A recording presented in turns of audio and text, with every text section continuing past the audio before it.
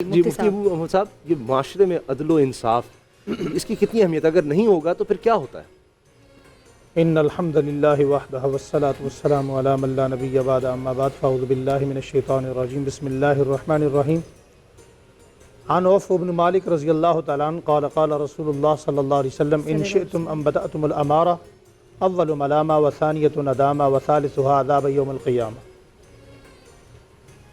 عدل و انصاف کے بغیر کوئی بھی معاشرہ، چاہے مسلم معاشرہ ہو یا کفریہ معاشرہ ہو، چل ہی نہیں سکتا۔ ظلم کے ساتھ آپ کائنات میں کسی چیز کو نہیں چلا سکتے، کسی نظام کو نہیں چلا سکتے، کسی گھر کو نہیں چلا سکتے، کسی رشتے کو نہیں چلا سکتے۔ اللہ۔ اور حضرت ابو ہریرہ رضی اللہ تعالیٰ عنہ سے مروی ہے، آقا دو عالم صلی اللہ علیہ وسلم نے فرمایا دنیا میں 3 آدمی ایسے ہیں جن کی دعا قبول ہوتی ہے، ایک امام العادل، دوسرا والصائم یفطر، روزے دار جب تک روزہ افطار نہ کر لے، اور تیسرا مظلوم کی آہو بکا۔ یہ کیوں کہا گیا کہ اللہ جل شانہ کو جو نظام اس کائنات میں برداشت ہے یا قبول ہے، وہ کون سا نظام ہے؟ وہ عدل کا نظام ہے۔ اللہ جل شانہ کو ظلم برداشت نہیں ہے۔ مظلوم کی دعا اللہ جل شانہ کے پاس ایسے جاتی ہے کہ اس کے اور اللہ جل شانہ کی فریاد درمیان میں وہ جو فریاد ہوتی ہے، کسی قسم کی کوئی رکاوٹ نہیں ہے۔ صرف حضور نے اتنا فرمایا، صرف اتنا ہو سکتا ہے کہ اللہ جل شانہ کسی حکمت کے تحت تھوڑی دیر بعد اسے قبول کریں، لیکن ایسا نہیں ہو سکتا کہ مظلوم کی دعا قبول نہ ہو۔ اور ایک موقع پر آپ صلی اللہ علیہ وسلم نے یہ بھی فرمایا کہ جن لوگوں کو امارت مل گئی، جن لوگوں کو حکومت مل گئی، کرسی مل گئی، وہ اپنے قرابت داروں کے ساتھ کیسے عدل کر سکیں گے؟ آج ہمارے ہاں قرابت داروں کو نوازنے کا کتنا نظام ہے، جو بندہ آتا ہے اس کی فیملیوں کی چاندی ہو جاتی ہے۔ اور یہی وجہ ہے کہ حضرت سیدنا فاروق اعظم رضی اللہ تعالیٰ عنہ نے اپنے رشتہ داروں کے لیے جرائم پر ڈبل سزائیں مقرر فرمائی تھی کہ بھئی عام لوگوں کے لیے سنگل سزا ہوگی، اگر اپنا رشتہ دار آ گیا تو 60 کی جگہ 120 کوڑے ہوں گے، 100 کی جگہ 200 ہوں گے، جرمانہ ڈبل، ہر چیز ڈبل ہو گئی۔ کیوں؟ رشتہ دار اس سے فائدہ نہ اٹھائے۔ عدل و انصاف کا اس کائنات میں بڑا جو سب سے زیادہ ڈنکا بجا، وہ نام حضرت سیدنا فاروق اعظم رضی اللہ تعالیٰ عنہ کا ہے۔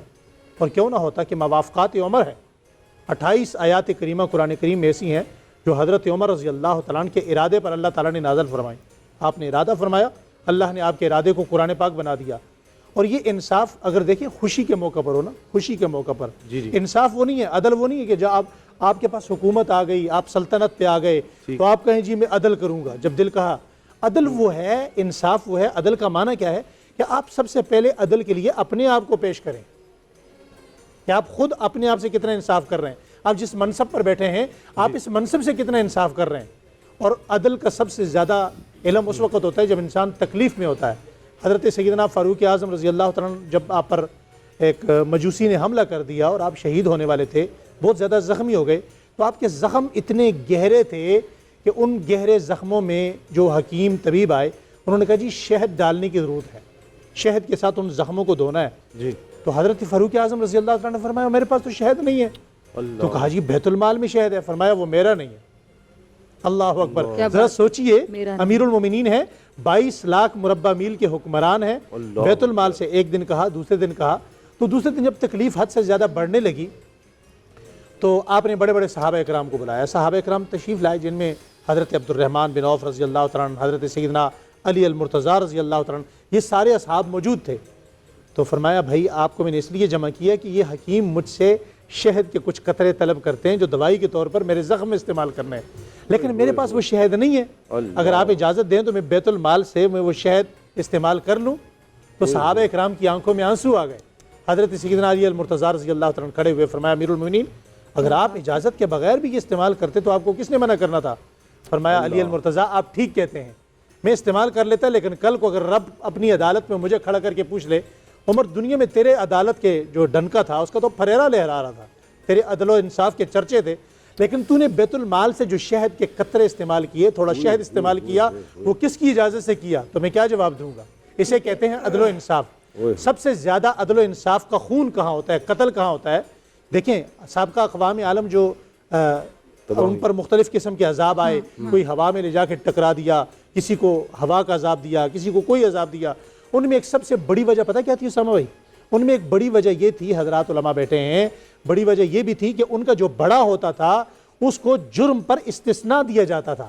آپ اپنے ملک کی بے شمار مثالیں دیکھ لیں، کیا ہمارے ملک میں بڑے بڑے لوگوں کو استثناء نہیں دیا گیا؟ اگر آج نبی کریم صلی اللہ علیہ وسلم کی وہ دعا نہ ہوتی وَأَنْتَ فِيهِمْ وَأَنْتَ مُعَذِّبُهُمْ، یہ دعا قرآن پاک میں نہ ہوتی، تو آپ یقین کیجئے کہ یہ قوم اس حال تک، اس کنارے تک پہنچ چکی ہے کہ اللہ کا عذاب ضرور ان کو پکڑ کے رہتا۔ لیکن آقا دو عالم صلی اللہ علیہ وسلم، سید دو عالم صلی اللہ علیہ وسلم کی رحمت للعالمین ذات ہونے اور آپ کی دعا کی برکت سے اللہ نے اس امت کو بچایا۔ اور یہ سب سے بڑا انصاف کا قتل یہ ہے کہ آپ خود جرم کریں اور اس میں غریب کو پھانسی کے پھندے پہ چڑھا دیں اور خود استثناء حاصل کریں۔ ٹھیک ہے مفتی نوی